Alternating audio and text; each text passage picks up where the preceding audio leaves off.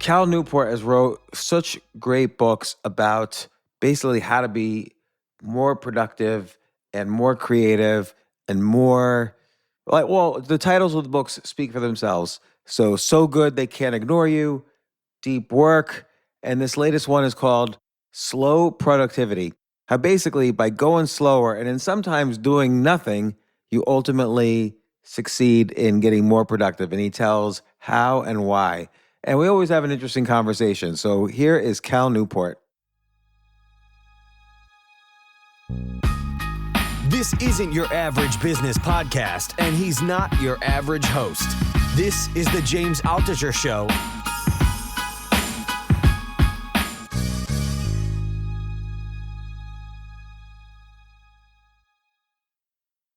So Cal, I feel like, correct me if I'm wrong, I feel like you were on this podcast yesterday. Like, when was your last book out? Oh, God. 2 years ago. 2 years ago? So you must have come on around then.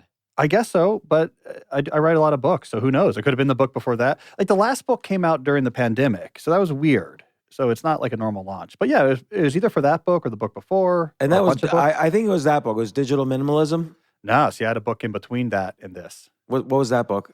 A World Without Email. I feel like we did talk about that. We might have. I feel you've been on 3 or 4 times at this point. Yeah. So this is like the 4th or 5th time. Your first were on like in 2016 with yes. either with Deep Work. Yeah, it would have been like Deep Work or So Good They Can't Ignore You. Yeah, those books. Yeah. Yeah, I think we combined it because I really like both of those books. And of course, Slow Productivity. This is like my theme song. Like, this is how I live my life, is slow productivity. And everything you mentioned in this book works, but I love the stories you tell in the book, like about John McPhee, Benjamin Franklin, Jewel.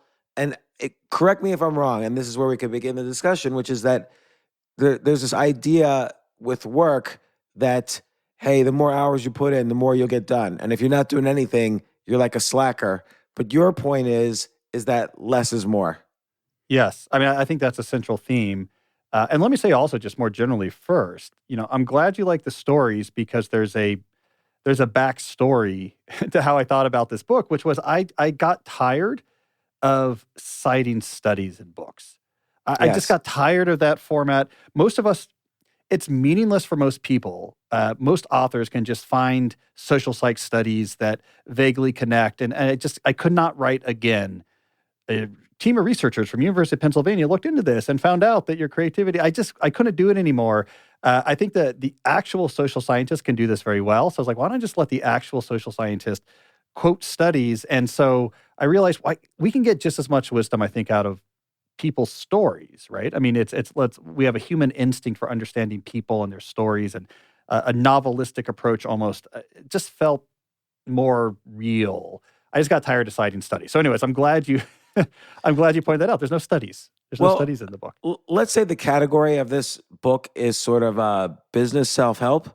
Then I would say there are 2 types of books. There's the ones, like, let's say Brene Brown's books on vulnerability, or I really love Angela Duckworth's book, Grit. But these there are some stories, but they also have a lot of studies, which is good too, because it sort of proves that they're going to explain these studies in kind of plain English and sort of give prescriptive advice based on what the research shows. But then you have like Seth Godin, Ryan Holiday, Malcolm Gladwell, where I think the stories are very moving and very important and kind of speak to the common sense, which the studies just try to prove anyway. Yeah, and the key difference between the first group and the second group is that first group of authors you mentioned, this is their field. So yeah, Brene Brown studied vulnerability as a researcher. Angela studied grit. Like, that's what she did. And so then it's like, great. It's like, if I'm going to read a Danny Kahneman book, great. I want to hear about the stuff you did that won you a Nobel Prize. But I'm not a social scientist. So yeah, I like that. Right. So I like that category. Ryan's good at that. Malcolm's good at that for sure. The human condition. Like, you get into a story, you try to understand what's going on. We shouldn't downplay the power of that. Like, we shouldn't be too much into scientism and think there's not as much power in story. I think there is. There's something cool there.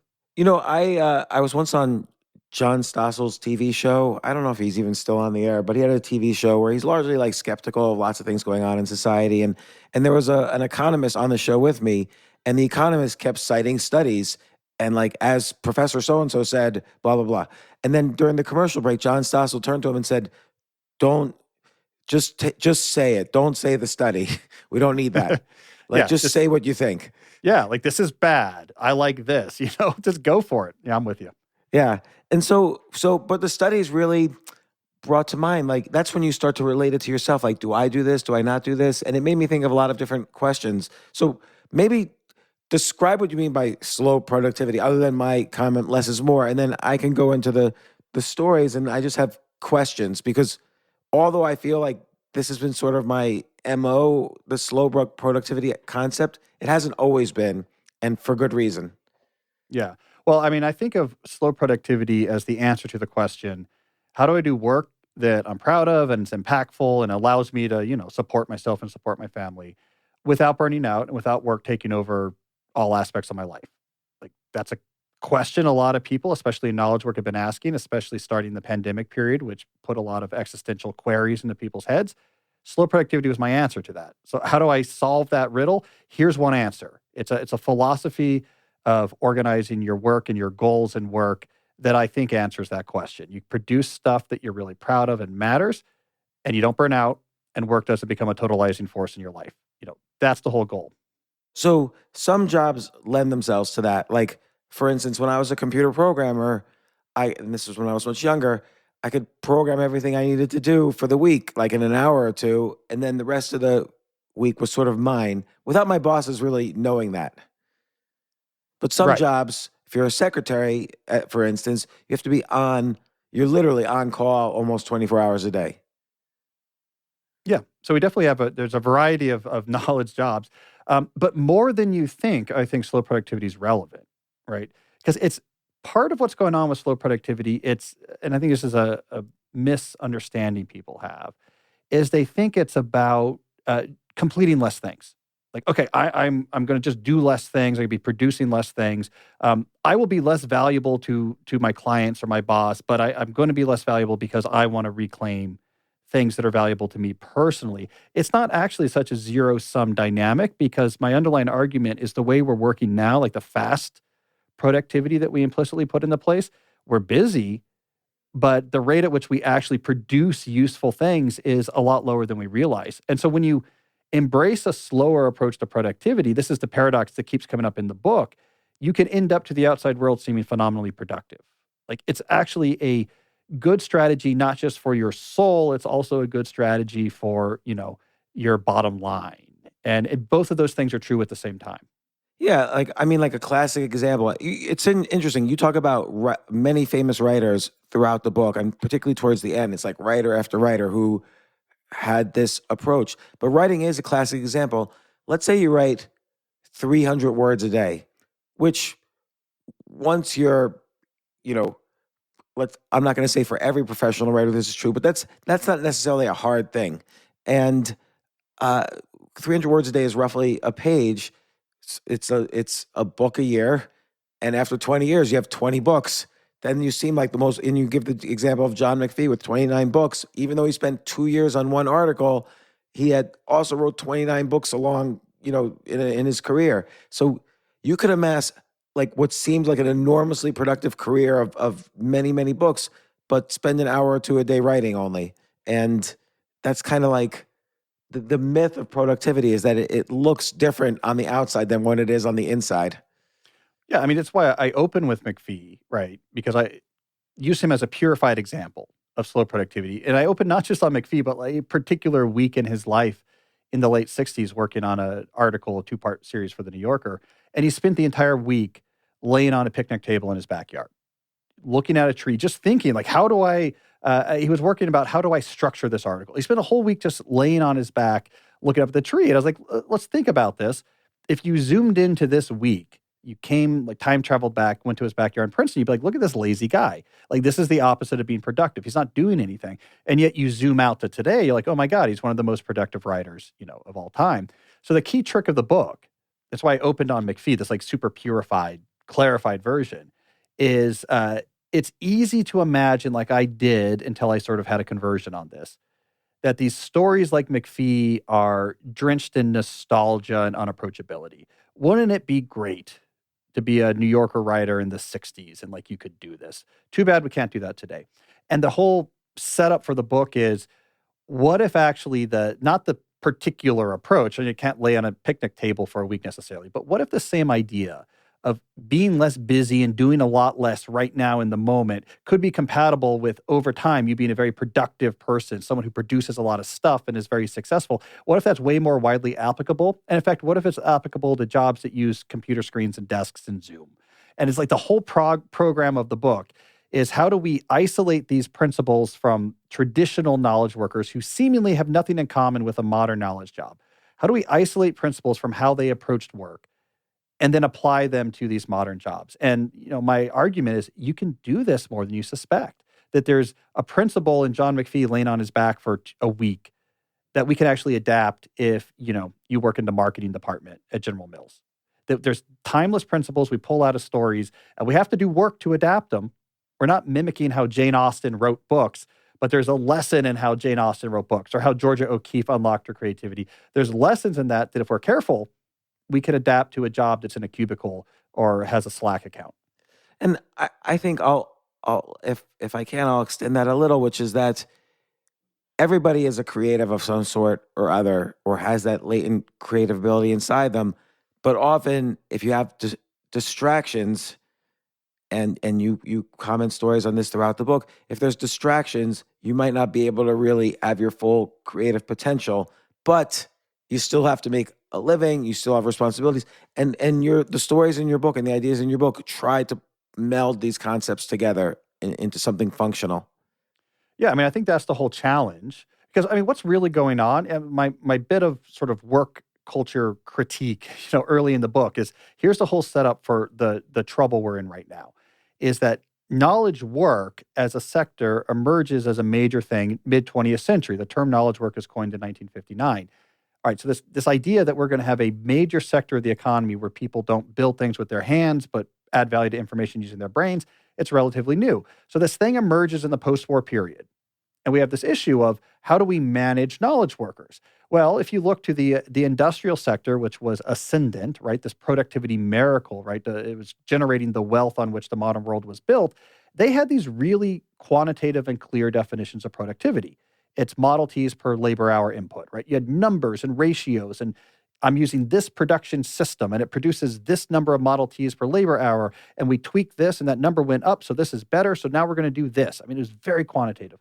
Knowledge work emerges, and they realize this doesn't work. Like, knowledge workers don't sit there and each produce a Model T. They do 4 or 5 different things, and what you're doing is different than what I'm doing. And the system by which we organize and approach our work is obfuscated.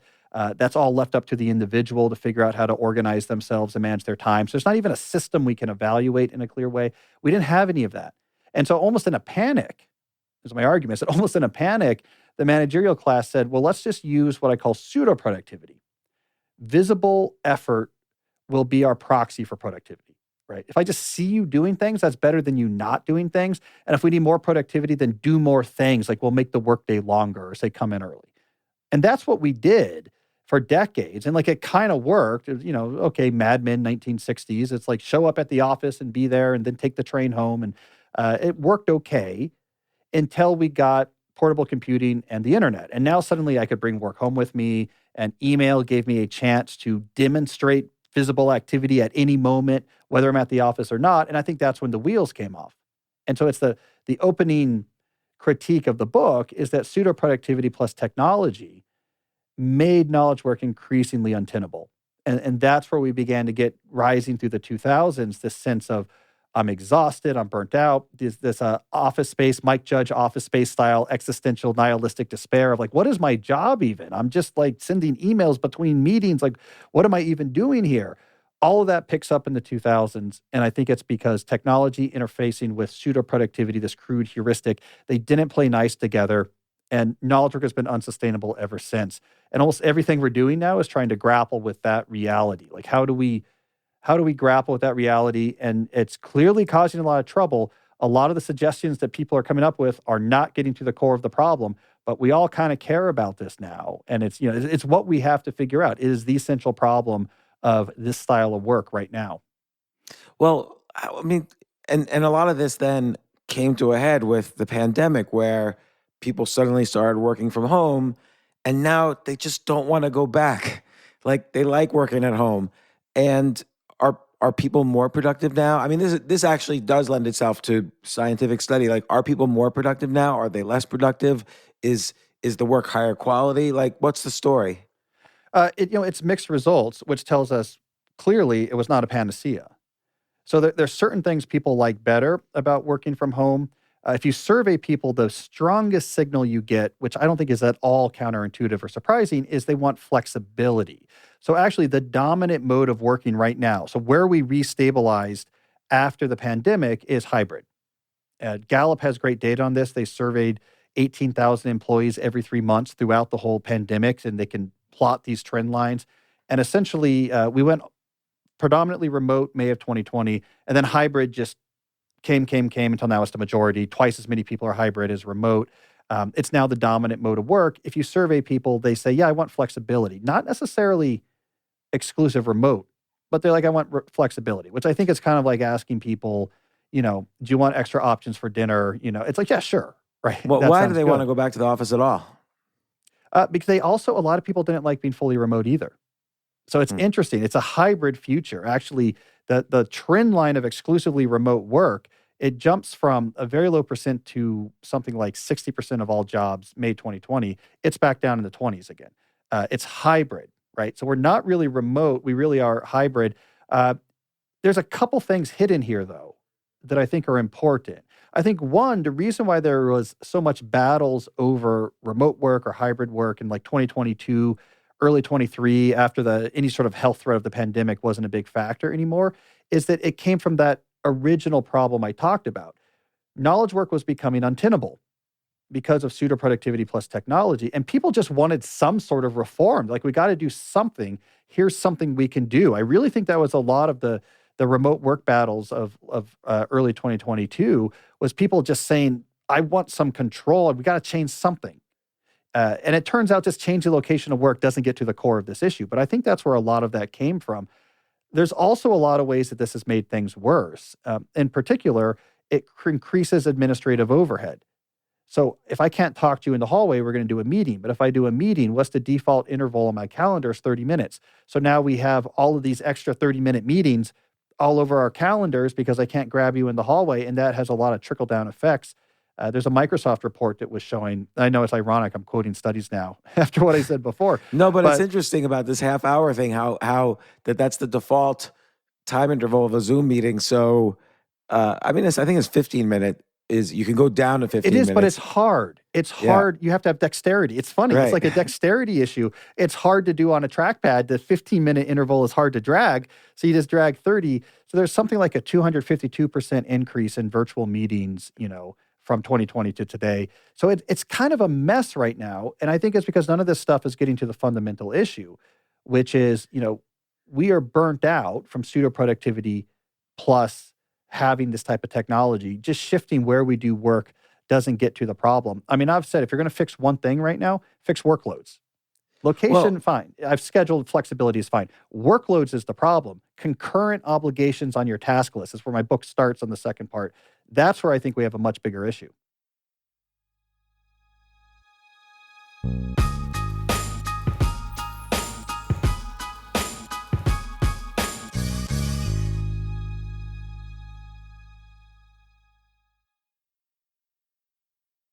Like, a lot of people do a lot of things now. Like, you give the story of our mutual friend, Jenny Blake. She had 10 different sources of income and she had to figure out, she was burning out. She had to figure out what to do.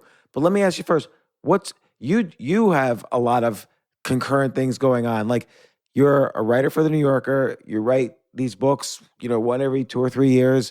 You are a computer science professor / researcher, and then probably have lots of other things going on too. What's your day like? Like, how do you structure your day? Well, I mean, I would say I don't have a lot going on. I do two things. And like, I figured this out when I was an undergrad. I said, here's what I'm going to do. I'd signed my first book deal as an undergrad and had my grad school acceptance letter. And I was like, this is what I'm doing. I'm going to write and do computer science. And that's what I've been doing now for, God, it's coming up to 20 years. I'm getting old, but I've been very focused on that. I write, I do computer science. Now, what happens is when you stick with the same thing over a long period of time, sequentially you do different things. Like I wrote this book, and then I did a bunch of magazine writing, then I wrote that book. You're doing these things sequentially over time, but when someone then retrospectively looks at your career, you push them together. And then you imagine like you're doing all these things at the same time. But actually, I think about what I'm doing as being much more focused. I do two things. I'm a professor and a writer, and I've really tried to keep that focus. And so my week looks like that too. I have on-campus days when I'm teaching. I do all sorts of my Georgetown administrative meeting with students and paper reviews and Georgetown stuff I do on those teaching days. And then I also have, much more writing focused days. Like I'm just thinking and I'm writing. The only new thing I've added in 20 years is podcasting. And my rule there was it gets a half day a week. And it's not allowed to take up any more time than that. And if I want to do something new with my show, I have to figure out a way to make that fit. So if I have to hire someone to take something else off my plate, sure, it has to fit in a half day a week. So I have a half day a week podcasting. And then I have sort of on-campus days and deep work days. And that's my schedule. How many podcasts do you release a week? One. Okay. So it seems like just from reading the book, and there's lots of techniques in the book, and there's lots of suggestions in the book, and I still want to get to some of the stories that I'm curious about.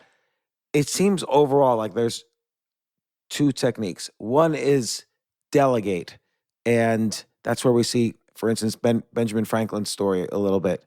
Another technique is structure your day based on, in a weird way, knowing who you are. So for instance, my day, before noon, I don't respond to anybody, nobody calls me, I don't even have my phone around me, no email, nothing. I just am focused on whatever it is I'm doing creatively, whether it's writing or something else. And then between, let's say, noon and like 3 or 4 o'clock is podcasts. Like we're doing this podcast right now at 2 p.m. because you still need to be creative, but it's not like, it's kind of like shared creativity. Like I'm talking to you, and it's a little easier than, let's say, writing a book.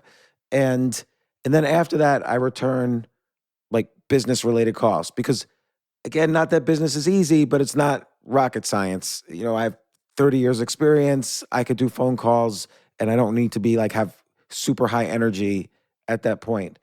And so that's me scheduling and structuring my day. Very rarely will I switch from that format. And that's how, if I'm productive, like if I produce output in each one of those time frames, then it looks like I'm amazingly productive. Well, and also that structure you have on your time is implicitly a back pressure on your commitments as well.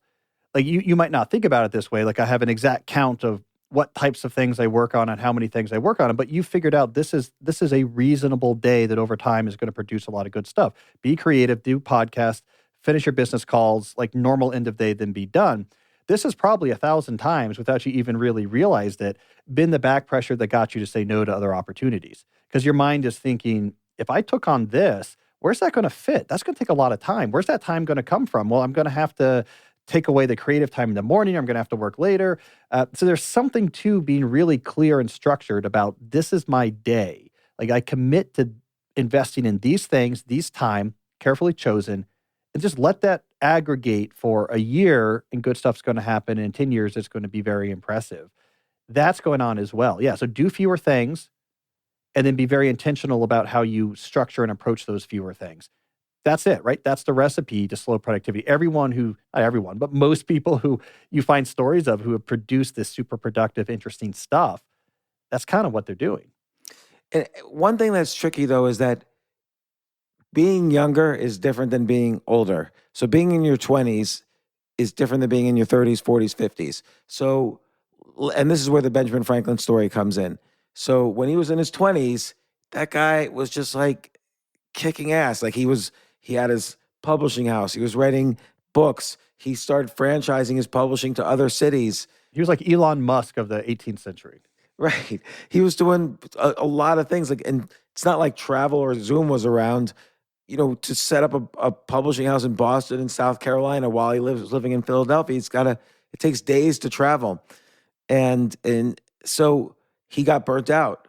And as you point out, and this becomes a classic story throughout the book, basically, he delegates. So, and in order to delegate, he has to give up some, or in some cases, half of his income. But then, if he had someone running all the administrative sides of his publishing, which is what he did, he suddenly blossomed to become the Benjamin Franklin we know. He, invented the battery, the lightning rod, became a statesman, and so on. But my question is, in your 20s, it's harder to delegate, and also you do have energy to do everything. So maybe slow productivity is not the right remedy for someone in their 20s. Someone in their 20s is just like kick ass all the time, maybe. Well, I mean, it's certainly easier to not do slow productivity in your 20s, but there is also still a long-term cost if we think about aggregate benefits over time. Because let's take the Franklin story. The flip side of that coin is also the Jane Austen story. They both get at the same point, but with different strategies for getting there. So Franklin didn't start doing cool things until he got a lot less busy. So he gave David Hall, this young shop assistant, you take over the business. I'll give up all this money. I don't care. I want to, invent the lightning rod. Jane Austen did something similar, right? There's this myth around Jane Austen that she would write surreptitiously on scraps of paper, and then people would come in, like Mr. Darling would come in the room, and she'd have to hide it. And it was this trope that everyone knew, that the door to the sitting room had a creak, and when she would hear the creak, she would hide her writing. It all turns out to be nonsense. During the socially busy parts of her life, she got no writing done. It wasn't until later in her life, after her father died, her and her mom and her sister and a friend were like, we're done. They went to this cottage that was owned by their brother, started wearing common laborer's clothes and working in the garden, no more social engagements. They're just like, we're just going to take a break from life. She wrote 5 books in 5 years. Like, all of her famous books were done there. So there's this lesson there.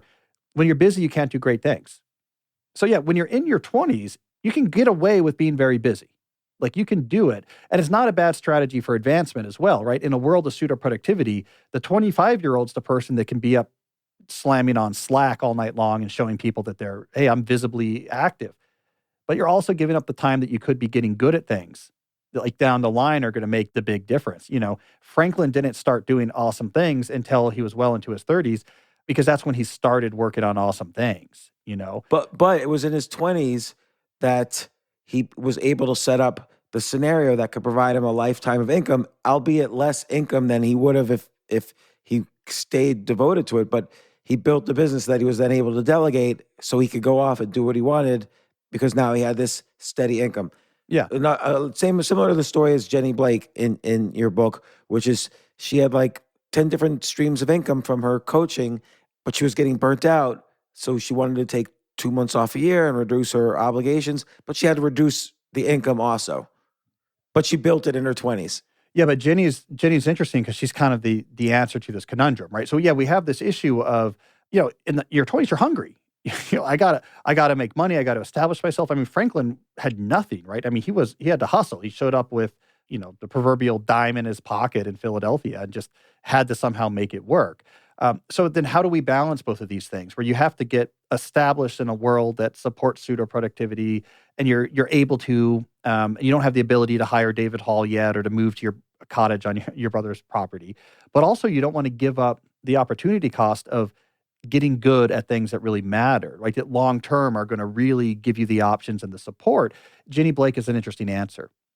So she didn't give up her company, she didn't move to a cottage, but she engineered her life saying, okay, I'm going to take 2 months off every year. And yeah, that's about 20% income. Great. I'll live 20% cheaper so that I can have this extra time in my life. This is what I think people should be doing in their 20s, not necessarily taking 2 months off specifically, but engineering in time, really well-protected time, where I'm going to just be working on core skills and become really good at it. All my other work I have to make fit around that. And you know what? You will. You get more efficient, you get more careful about what you say yes or no to, but don't start at 100% saturation and busyness. Start with a commitment to at least part of my day is towards the slow development of something that matters, so that you have that rewards of the compounding interest of skill building. So when you hit 30 or 35, you're not just starting then. You're like, I'm a great writer now. I'm a great coder now. I'm a great artist now. I've been developing that skill. So, I mean, I agree with you. Your 20s are probably, you got to hustle, but don't hustle 100%. Start from the very beginning, protecting your sort of Google 20% time. And do you think that's more possible than people think? Like, this reminds me of a story where it's like in the OOs, I'd already written a bunch of books, or maybe no, it was like 10 years ago, so like 2014 or so. I'd already written a bunch of books, and I went out to dinner to see some friends I hadn't seen in like 10 or 15 years. The whole dinner, they were talking about the books they were going to write, the plays they were going to write, and it's 9 p.m., 10 p.m., 11 p.m. And I'm thinking to myself, how are you guys going to do anything? Because you're up this late. Now you're going to wake up late. There's no time to do anything. I sort of feel people have more time than they realize. And there's a concept of time auditing. Like people don't like I know one guy who's been on this podcast, David Levine. He started writing murder mysteries just by writing a page a day on the subway ride to his work every day. Like, because you kind of have hidden gaps of time where you could, not that you want to fill up every moment, to your point, but you do have these moments that are wasted that people, yes, they're resting, but maybe it's like wasteful resting. Yeah, I mean, I think that's absolutely true, especially when you're young. You Yeah. have a lot more give. I mean, young people often approach work like in this bullish, let's just get after it type of mindset, not realizing how inefficient they are. I mean, all throughout grad school, I was writing books, which people around me thought I was crazy, but grad students aren't very organized. And I was like, okay, this isn't so hard. Like, be 50% smarter about time management than like the average grad student, which means like what day of the week it is, right? I mean, this is not a tall order. And I'm like, oh, there's plenty of time. This is fine. And it's not like it was an easy grad school, right? I was in the theory group in the computer science lab at MIT. Like this was a pretty hardcore grad school, but there's a lot of time. I was writing people. My students hate when I talk about this, but I was writing a book while writing my doctoral dissertation. Because I like, there's not enough to do while you're writing your doctoral dissertation. Like, how long can I spend each day working on this? And what am I going to do for the rest of my day? Everyone is saying, like, just focus on your dissertation. I was bored, so I wrote an unrelated book at the same time. So I'm with you on that, too. You make the time and then try to make everything else fit. And then you realize, oh, I can actually make a lot more fit than I think. There's so much more give than people realize they have. Most of what they fear turns out to be I'm not going to get enough done. It's much more about these social interactions. Like, well, what if like a boss doesn't see me respond? Way more of what we think of as necessary work is more about necessary sort of negotiation of the social capital surrounding work. And that's its own issue. But it's not the workload that's going to kill you. That's not really what they're worried about. It's the like, what if someone notices I can't go to a meeting at 9 a.m. because I'm writing right then? I think that's where people really get more worried. And there's also this mythology of speed. Like you have the story of Jack Kerouac, where, by the way, I always thought he wrote On the Road in 3 weeks, which is the myth of Jack Kerouac, until I read your book, where essentially you describe it was 6 years of drafts and then revisions and so on. And so it's I think also, and there's this concept of forgiving yourself if you're not fast. Even the people who seem like super fast really took years to either develop the skills, or they started playing with an idea and then it developed over time.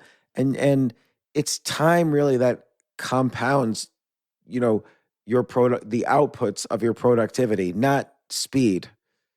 Yeah, and you see this time and again. Like, I took scientists were a good crystallization of this, I thought, because they really get to this point well. That's why I told the classic scientist stories.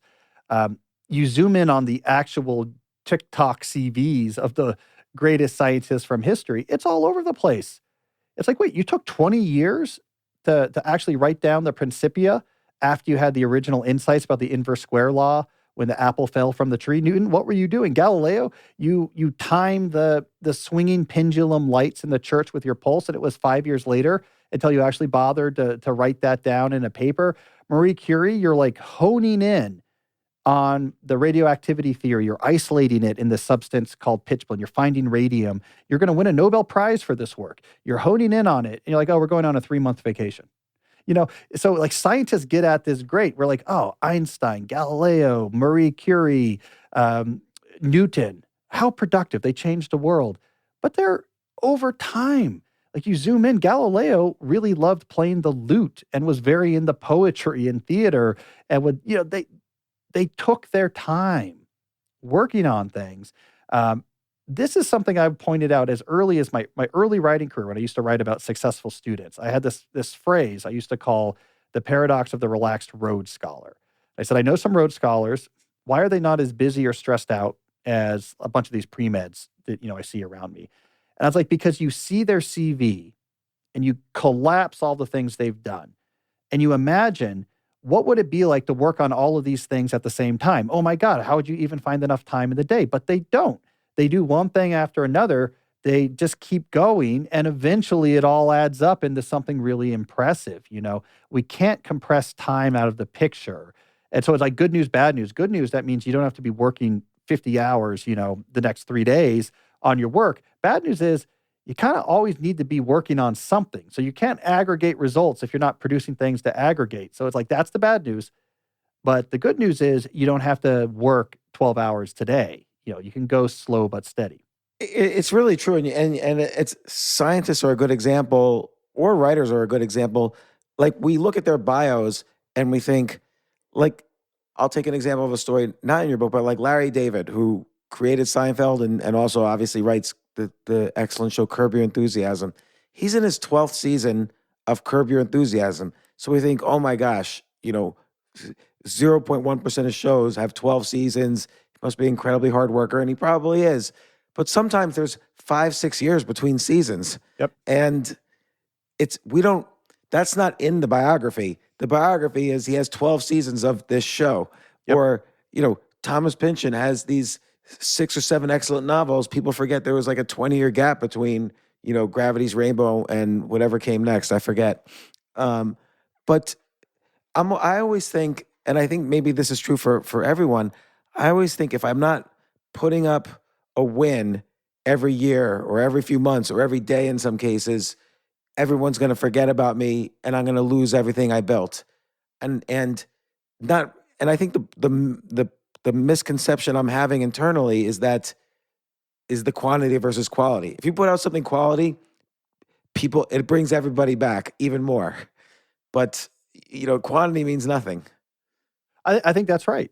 I think that's exactly right. Right. The quantity, outside of, and maybe this is a social media effect, right? Because it gives you less opportunities throughout the given year to put something out that's impressive. But that is like a theme I come back to again and again. It's over time that's what matters. And because of that, why be stressed out about today? Like, this is how I describe my writing output. I write a lot, right? I write books pretty commonly. I do 20 or 1,000 words a year for the New Yorker as well. I always say I write a lot. I'm always writing, but I never write a lot. That's the way I think about it. Like, it's just a part of my day. Is like, I'm not happy if I don't write some. But I very rarely write a lot. I'm very rarely writing at night. I'm very rarely doing really long things. It's just I write a lot over time, not a lot in any one day. I wrote this morning. An hour and a half. I'm working on a piece for The Atlantic. Not a big lift at all. 90 minutes of work.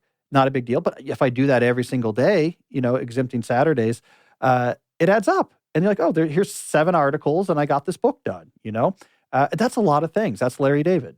I'm always kind of working on something, but never too hard. Like, it's just, let's be working on something cool, but keep the pace reasonable. Keeping a natural pace is maybe harder now than it used to be before. I think pseudo productivity makes it harder for sure. But when you look at these classic... pseudo productivity being, again, the concept that activity matters. Both your brain and your bosses and maybe your spouses are judging you based on how many hours a day you're, hitting a hammer against a stone. Yep. How visibly productive are you? And again, this gets really bad in knowledge work because digital tools give you all of these ways of signaling productive activity that we didn't have before. So now it's like, I got to be answering like emails and Slack, and the whole thing becomes like kabuki theater. Hey, look, I'm a worker. See, I responded to your email really quickly. And so that pushes us to be like, I got to be busier. And then what's the irony? We produce a lot less Larry David shows. We produce a lot less New Yorker articles. The good stuff can't get finished because we're so exhausted trying to be busy that we can't actually do the good stuff. And it's the cruel irony of it. It's not like if you work really hard it's tiring, but you also produce a lot more work, so it's a good trade-off. When you do the really busy pseudo-productivity game, it's not just that you're exhausted and it's hard, you actually do less of the stuff that matters. So it's a double whammy. It's there's an irony to it that's almost tragic. I think also it's not even just about producing, it's about learning who you are. So, for instance, take Benjamin Franklin. If he spent 20 hours a day working on his printing business instead of outsourcing half of his time to someone else, maybe he never would have realized he was interested in the elements of electricity or, what was politically going on in the world and so on. Like, I find when I don't have things to do, it's when I find what it is I'm really interested in. Yeah. Well, it's a trap of being smart too, right? So smart people have a really hard time with pseudo productivity because whatever game you fall into, you realize I can do good at this. Like that's Ben Franklin. He's like, oh, I can win at the game of printing. Like this, okay, I get it. I won here, I expanded here, I can outdo you, I can outmaneuver you, because he was smarter than most of these other people. I mean, if you read, I was reading the H.W. Brands biography I really like, even more so than the Isaacson biography. He was just smarter than the other printers in Philadelphia. Like it was a different, they didn't have the same like at all costs capitalistic mindset. And he was just really well read, had a very quick mind, and just like saw that. The problem is that's so appealing. So when you're smart, you're like, well, let's just keep rock and rolling with what we're doing. I can win at the game of pseudo productivity. And you're right. Then you never get the downtime required to find yourself. And like, that's what I think, for example, Lin-Manuel Miranda did. So I really get into his story of writing his first major play, In the Heights, which won a bunch of Tonys. We forget about it now because of Hamilton, but it won a bunch of Tonys. It was a triumph. I think 8 Tonys it won. He took 7 years to write that. And when I really broke down the story beat by beat of what he was doing, what he stopped doing, how he came back to it, a lot of it was he had to just discover himself more. Like he wrote a version of that play in college.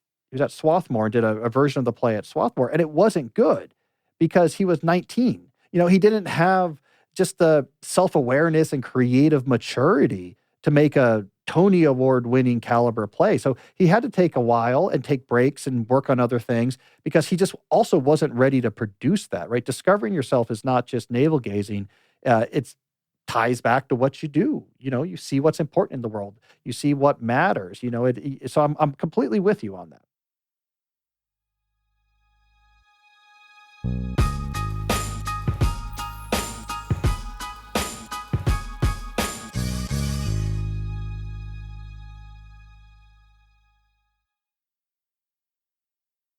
So it seems like there's 3 parts of this slow productivity. There's one is forgiving yourself, because I cannot tell you how many times over the years, over the decades, I've either felt guilty or other people have tried to make me feel guilty for taking some time off.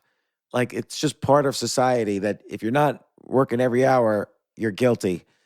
Then it's a matter of, making your schedule fit who you are. Like, again, I'll take Jenny Blake, but also your story of Paul Jarvis.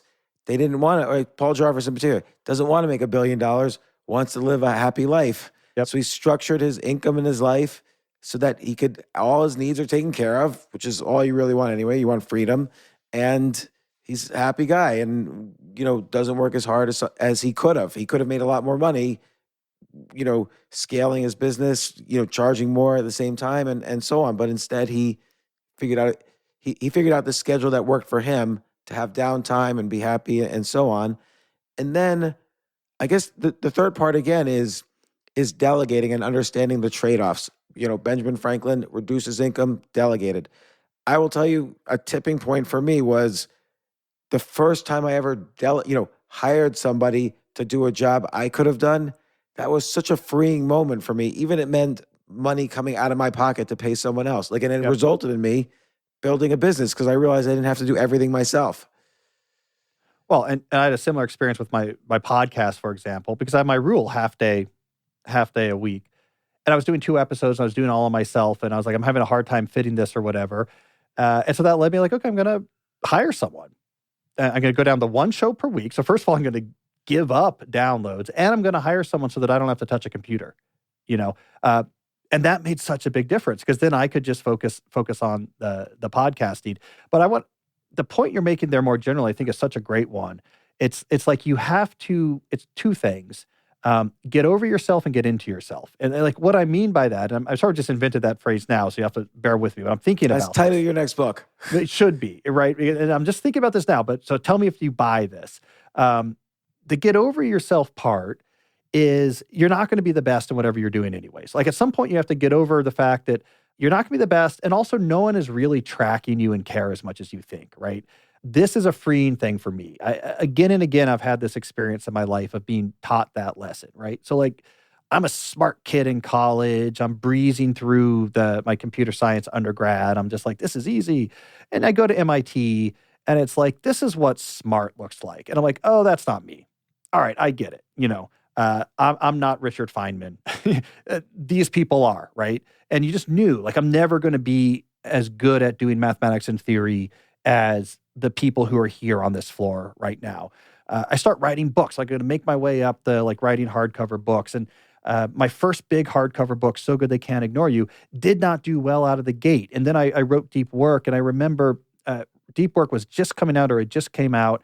And, they had reduced my advance on Deep Work versus So Good They Can't Ignore You, because So Good They Can't Ignore You hadn't yet done much. And I talked to my agent. I remember I was upset. I was like, they're not really promoting the book. And my friend, went into a Barnes & Noble with his family to get a copy. They didn't even have it, and she was like, you got to move numbers, right? No one cares about your idea or your promise. Like, your last book has only sold this much, so they're not going to put much work into it. I was like, oh my God, I see. So like, these other books are just doing much better. Great, I get that. And then I started writing for the New Yorker more recently. And I was like, oh, I see. Like, I'm never going to be as good of a writer. So again and again, right? It's just like, you're not going to be the best. And people don't care. Like, they're not tracking it. So instead, like, do something really well, but do it in like a very sustainable way and get into yourself. Like, really understand yourself, have gratitude for what's going well, build a life that's interesting and intellectually fulfilling as options. Like, get into what you care about. Get over the fact that you're not going to be the best. Get over this idea that everyone's tracking you and are laughing behind your back because your book didn't sell as much as this other person's book. I don't know. That's been really good for me. It's hard in the moment, but getting over really myself. Hard. Yeah, it's really hard. I feel like I'm still going through that, and I don't know if I'll ever get over that. Like, it's a hard thing. You can feel it. Like, look, let's do like third wave psychotherapy here. It's like you're always going to feel, especially if you're an achiever, you're going to feel the bad feelings when it's like, man, that thing is doing really well and my thing isn't, or I was rejected from this. But we can get better at not letting those feelings be so important. It's like, yeah, of course, that's how I feel around book launches. I always get upset and weird, and I always see other people's books, like, why are they doing so much better? And I get nihilistic. But just separating from that a little bit and be like, this is awesome. I get to write books for a living. I'm trying to get better at that. But I think we are driven. This is everything I just said was driven by one thing you said, which is you feel really guilty to ever take your foot off the pedal. And it's from this idea of like, everyone is watching me and monitoring me, and they're going to be really upset if they see I slow down. And at some point you realize no one's following you. They care about themselves. They're not tracking your every move. No one noticed that you took time off. No one noticed that this book didn't do it. They're like, oh, you're whatever it is. People aren't as into you as you think. I don't know if that's true. Which sounds ridiculous. But it is true. It is true. No one knows no one knows, like, when's the last time I wrote a book? No one knows how well, like, my books did. There's like 7 people who know. They're like, oh, you write books. I read Deep Work. That's fun. And that's it. Like, that's as much as anyone. And I think about all of the sweat I've had about, like, oh my God, if I built my platform properly and what's happening with this or that. It's those people are like, oh, I read Deep Work. That's cool. You write books. Hey, let me tell you about something else I do. That's it, right? That's where most people are. Let me ask you, like, you've been writing about work that's like all your books, and in a very broad sense. So, whether it's, how, So Good They Can't Ignore You, Deep Work, all the way up to this book, Slow Productivity.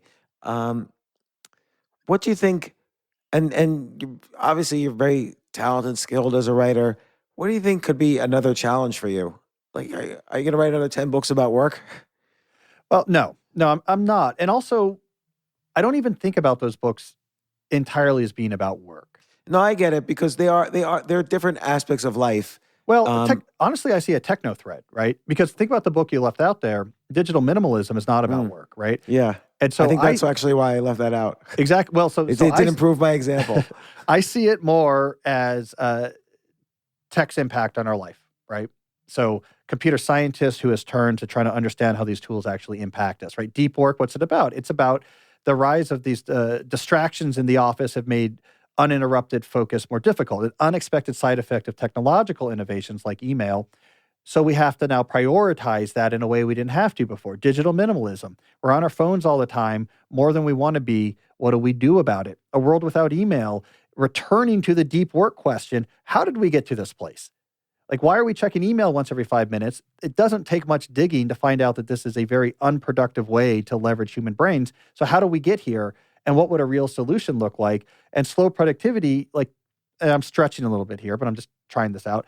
The whole motivating event that kicks off the need for slow productivity is the mix of pseudo productivity with the high-tech office. And those two things don't play together. So I think about it more that way. But what do I want to do next? I want to become a better writer, right? And like, this is a lot of my program over at the New Yorker. There's a ladder there to climb. I want to become better, right? Like, that's a place where they care a lot about craft. I'm a pretty good writer. I would like to be a really good writer. And that there's a set way to do that. You got to train. You know, you got to stretch yourself. You got to work with these world-class editors. So I want to become a better writer. That's one thing I'm working on. Two, I helped found this new center at Georgetown called the Center for Digital Ethics. So, you know, I'm really interested in being more formal in these ideas I've been investigating in my books about technology and how do we cope with it? Like, from a humanistic perspective, like, how do we prevent new technology from making our lives worse? How do we leverage new technology and make our lives better? I think there's a life's work maybe built into that, right? So that's a big thing that's going on as well. And so I am changing, right? I can't just write. I don't know how many books I can write that are just going to be, here's an idea and here's advice. You know, I have other things that I'm percolating as well. I have to grow. Well, I bet I guess I could see those threads, right, in your writing, because I would say the concept of so good they can't ignore you is a very great concept. Like, it makes me think of like Seth Godin style concepts that you know, that's really the key. That's this thread of quality over quantity. And if your work is so good they can't ignore you, now you have a career. Like, that's really the essence of making a successful career. And but that evolves into like this latest book, where it's a book about productivity and work, but now you're weaving in all these different stories. You have stories in that book as well, but here now it's much more this writing style that you've been evolving. And so I see that direction. And it's interesting with the digital ethics. The one thing it makes me think is that both of these concerns, and it's almost cliche for me to bring this up, but both of these concerns are related to artificial intelligence. Because with artificial intelligence, someone can be a bad writer and write 20 books a year. And of course, with digital ethics, AI is going to be written all over that. And like right now, you're a PhD thesis. Let's say someone's not a good writer, and they also have writer's block, but they have to write a PhD thesis. This is why some PhDs take like 8 years, 9 years to finish. It's because people just don't sit down and write their PhD. But now they could put in all their formulas and say, write a thesis around this, and they could write their PhD thesis in like 5 days. And you have to be a good writer now to really stand out from. I see it now every day in the news. I can tell which articles are written by AI. It's too many adjectives, too many adverbs. Yeah. It's a little too glowing without being analytical. But no, maybe other people don't realize that because it's got all the facts, so it's written. And obviously AI has a big role in ethics, but I think both these directions you're going are somehow related to AI. Plus the idea of productivity. Again, I can write my PhD now in 1/10 the time if I want to. Well, I mean, AI is definitely something I've been thinking about. I did a big New Yorker piece last year that was just trying to, I think it was like one of the first big pieces to get in the guts of just how a large language model works. Without I using, really want to read that. yeah, no technical terminology. The New Yorker does not do technical terminology, all analogies. Let's really explain how these things work. And that was interesting because that article then sparked off a lot of one-on-one and group meetings. I did multiple Senate briefings after that, for example, a bunch of board of directors meetings. Like, it was really interesting, right, to see how people were thinking about this. Then I have another big AI article I'm working on it now. When this interview comes out, it'll probably already be out in the New Yorker, looking at the shortcomings of language models and what the next generation. I think a lot about it. When it comes to writing, though, so I'll give an optimistic, skeptical take, which is it's true, for example, like when it comes to writing books, that AI will soon be able to write like pretty good books. But here's the thing. There's already a ton of people that could write a pretty good book, but they don't because there's not a big market for pretty good books, right? Like, in other words, you already have to stand out just to sell a book. So, like, AI is catching up to what, like, an average college-educated person could write if they spent a lot of time. Maybe what it's automating more is the time, not the output. But there's not a big market for that because there's a lot of people who could do that, and they don't, because what do you do with, like, this is like a perfectly reasonable book. Perfectly reasonable books don't sell, I guess.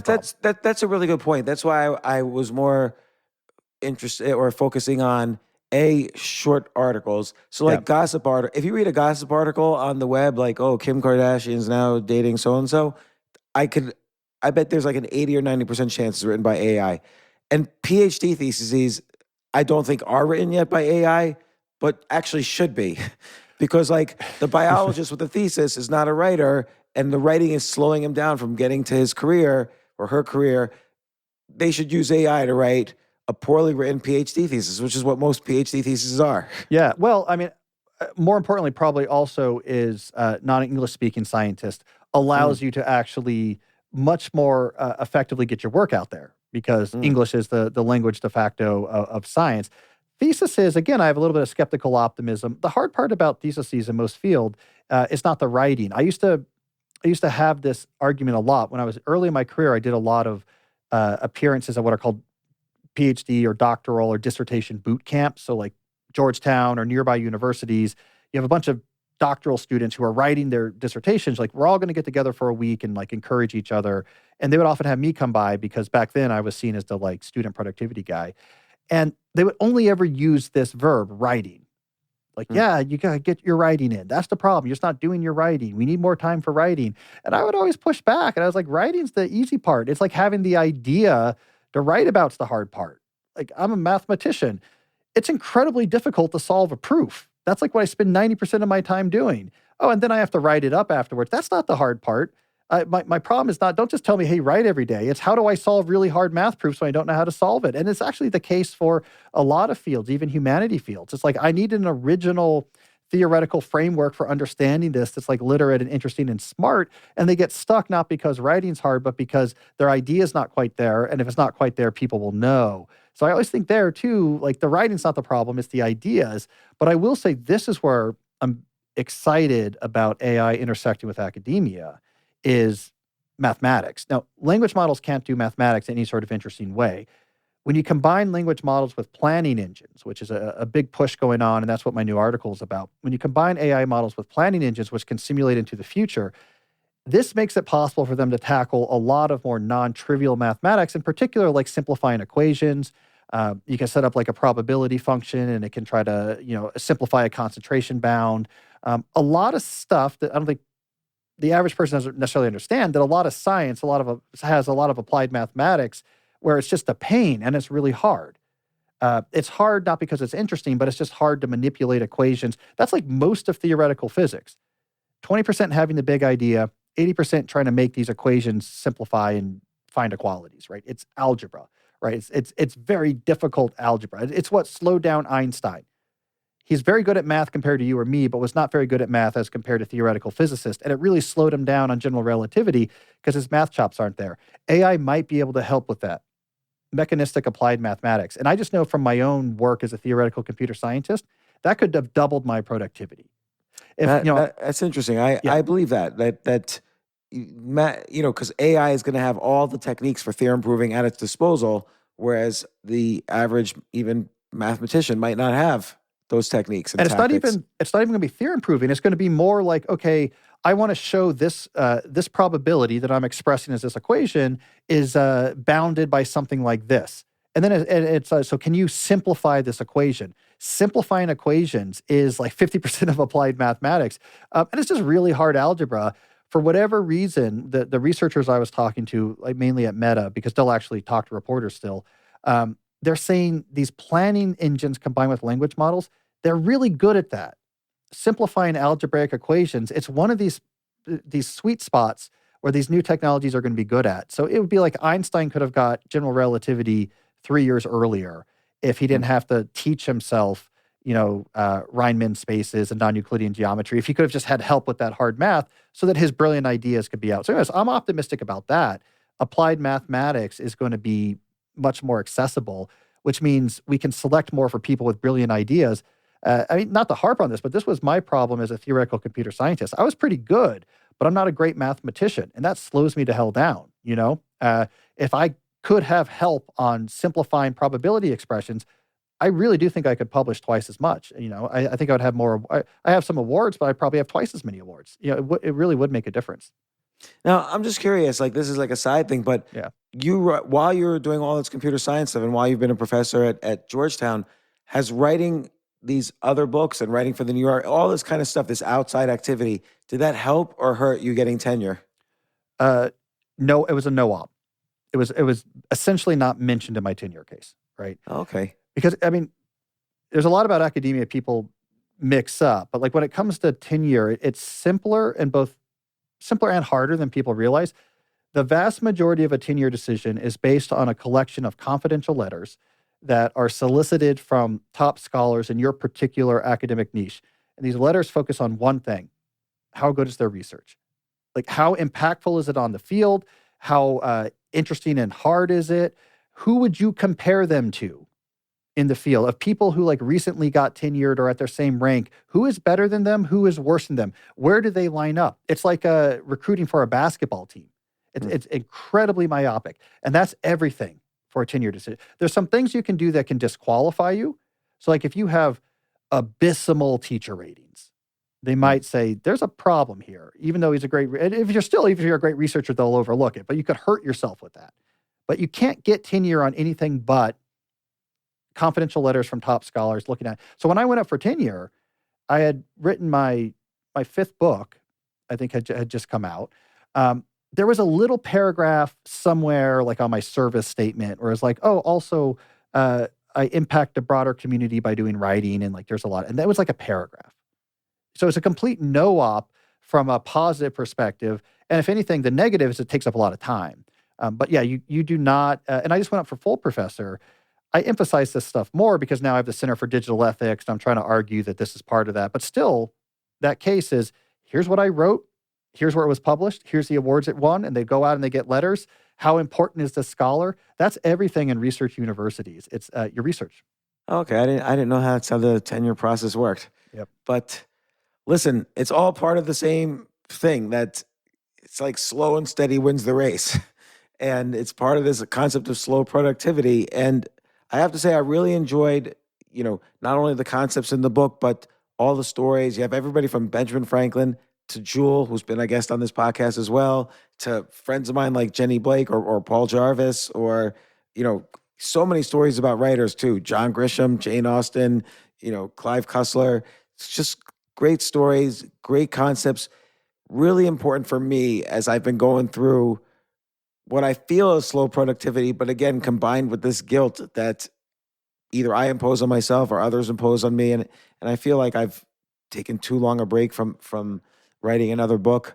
And so I was thinking about that while I was reading this book. I encourage people to read it just to have this sort of self-reflection about how their own work is satisfying their needs.